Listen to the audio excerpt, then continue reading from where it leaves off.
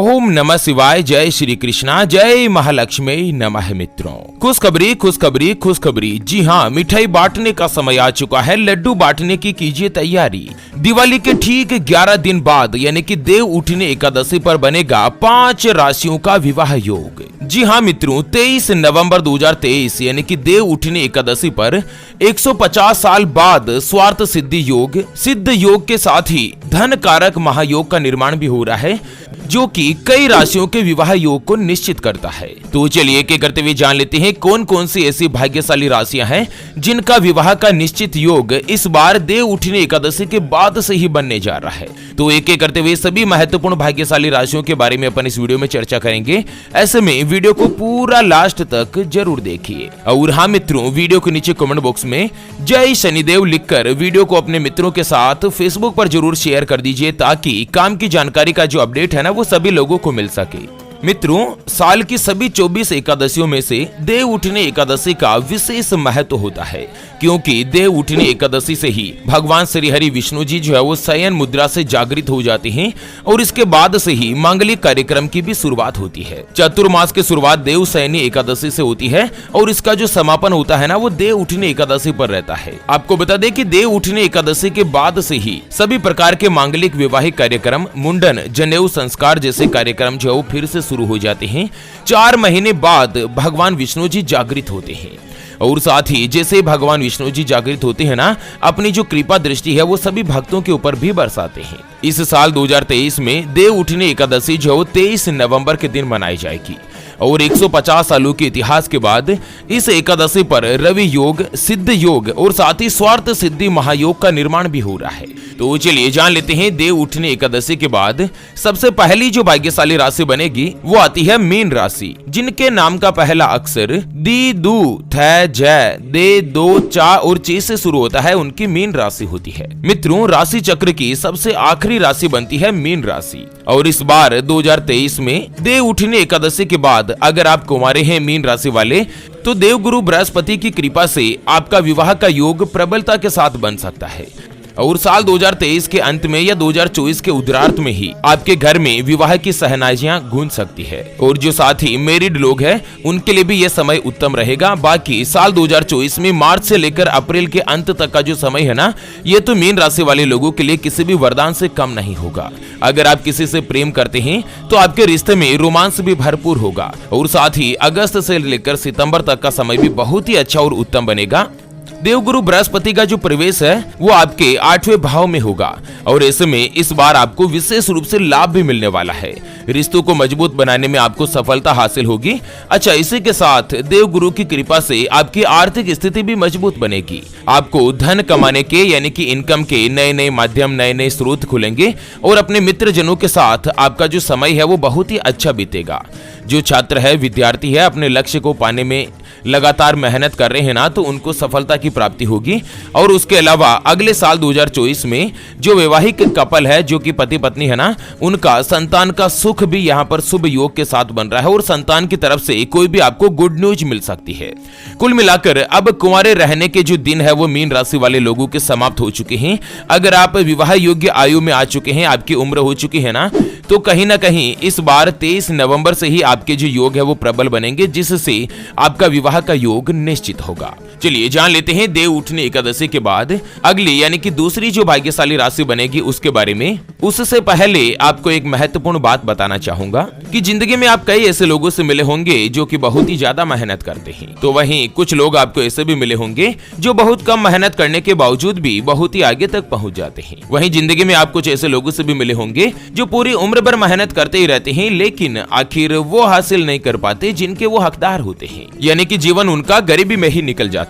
मित्रों, यह ग्रहों का खेल नहीं तो और क्या है। और इसी के समाधान के लिए हमारे गुरुजी आप तक लेकर आए हैं आपके अपने जीवन के बारे में व्यक्तिगत यानी कि पर्सनलाइज्ड कुंडली, जिससे आप घर बैठे यह पता लगा सकेंगे कि आपके नवग्रह आपके बारे में क्या कहना चाहते हैं। क्या आपकी कुंडली यानी कि किस्मत में कोई दोष तो नहीं? अगर दोष है तो वो क्या है और उसका समाधान क्या है? कोई ग्रह आपके लिए कमजोर तो नहीं, उसको मजबूत करने का उपाय क्या है? आपका भाग्य उदय कब होगा? जीवन में अच्छे दिन कब आएंगे? यह साल 2023 तो जैसे तैसे निकल रहा है, आने वाला साल 2024 आपके लिए कैसा होगा? उसके बारे में कंप्लीट जानकारी हम आपको कुंडली रिपोर्ट में बताने जा रहे हैं, जिसको अभी जो आप ये स्क्रीन पर नंबर देख पा रहे हैं ना, उस पर व्हाट्सएप पर संपर्क करके आप हमारे गुरुजी से बात कर सकते हैं और 251 रुपए की छोटी सी नाममात्र की फीस में आप अपनी संपूर्ण जीवन की महाजन्म कुंडली के बारे में जान सकते हैं। और हाँ मित्रों, कुंडली बनवाना या गुरुजी को कुंडली दिखाना फ्री नहीं होता और फ्री में थोड़ा बहुत ऐसे कुछ भी नहीं बताया जाता। ऐसे में आप फालतू कॉल या मैसेज करके अपना स्वयं का और गुरुजी का दोनों का समय खराब मत कीजिए। अगर आपकी कोई भी समस्या है जिसका आप समाधान चाहते हैं, जैसे कि आपका विवाह का योग नहीं बन रहा है, बहुत जगहों पर आप रिश्ता देख देख कर आखिर थक चुके हैं, परेशान हो चुके हैं, लेकिन कहीं पर भी कोई भी रिश्ता फाइनल नहीं हो पाता या रिश्ता होकर बार बार टूट जाता है,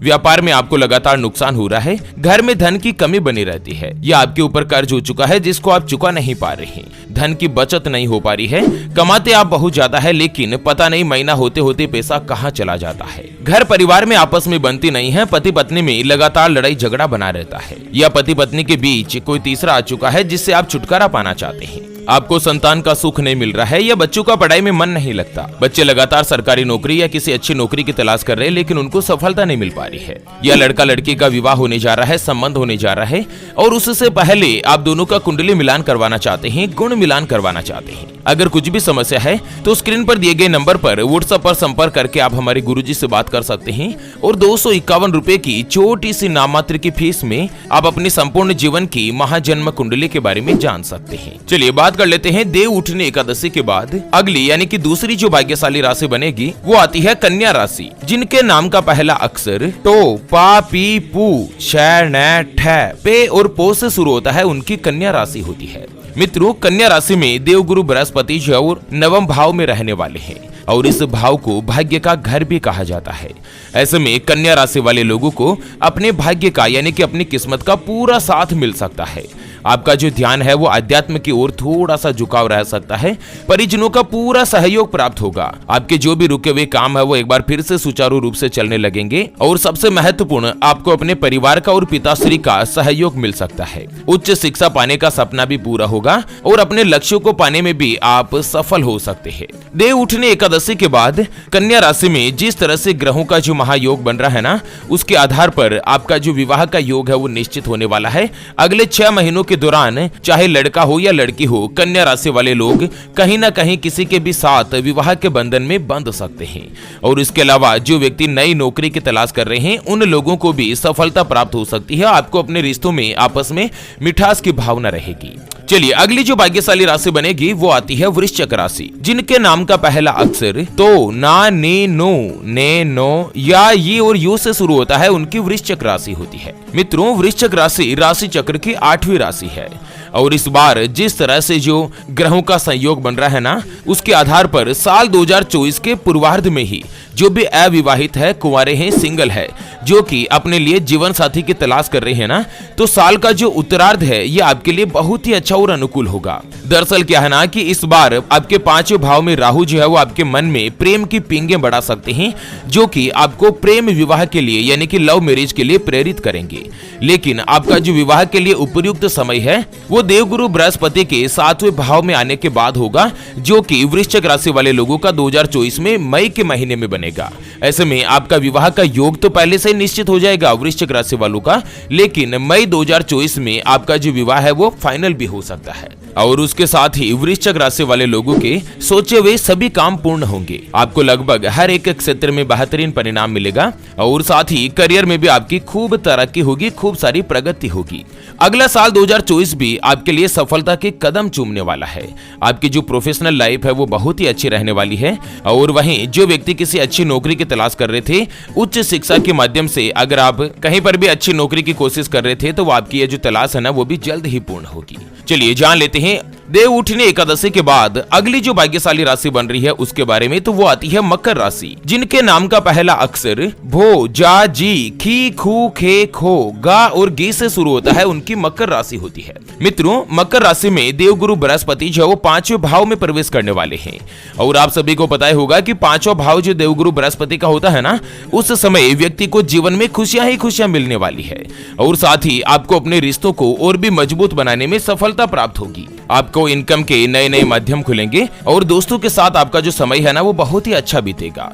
इस साल देवगुरु बृहस्पति के 5वें भाव में आने के बाद आपका जो विवाह का योग है वो निश्चित होने वाला है।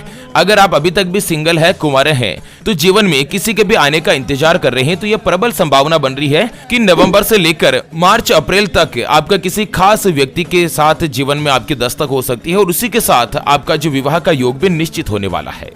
कुल मिलाकर साल 2024 जो है ना वो आपको अपने जीवन को आनंदमयी व्यतीत करने का समय है। आपका जो भाग्य है वो प्रबलता के साथ उदय होगा। चलिए जान लेते हैं अगली और अंतिम जो भाग्यशाली राशि बनेगी वो आती है सिंह राशि, जिनके नाम का पहला अक्षर मा, मे, मो, मे, मो, टा, टी, टू और टे से शुरू होता है, उनकी सिंह राशि होती है।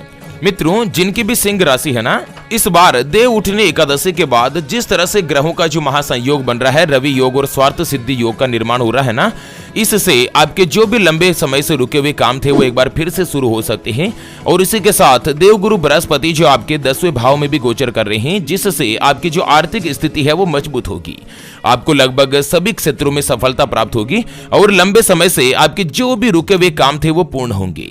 आपकी इनकम में बढ़ोतरी होगी और देवगुरु बृहस्पति की कृपा से आप कोई भी नया कामकाज है ना वो भी शुरू कर सकते हैं। और साथ ही जो भी सिंगल है, कुंवारे हैं और वो विवाह योग्य आयु में आ चुके हैं ना, तो इस बार नवंबर से ही आपका विवाह का योग प्रबलता के साथ बनने वाला है।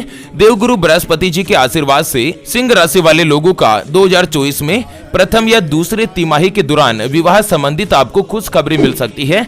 बाकी आपके घर में विवाह की बातचीत तो है ना वो नवंबर से ही चलनी शुरू हो जाएगी और नवंबर से लेकर अगले 4 महीनों के समय के दौरान कहीं पर भी आपकी बातचीत पक्की हो सकती है। यानी कि जो भी कुंवारे हैं, चाहे महिला हो, पुरुष हो, लड़का हो, लड़की हो, उनका विवाह का योग निश्चित होने वाला है। और सबसे महत्वपूर्ण क्या है ना कि सिंह राशि वाले जो डाइवोर्स्ड है या तलाकशुदा है ना, उनकी भी बातचीत शुरू हो सकती है और इनके लिए भी यहाँ पर योग जो है प्रबलता के साथ उत्तम बन रहा है। तो चलिए मित्रों, इसी के साथ फिलहाल के लिए इस वीडियो को यहीं पर देते हैं विराम। फिर से होंगे हाजिर एक और नई और काम की जानकारी के साथ। तब तक के लिए ओम नमः शिवाय, जय श्री कृष्णा, जय श्री राधे।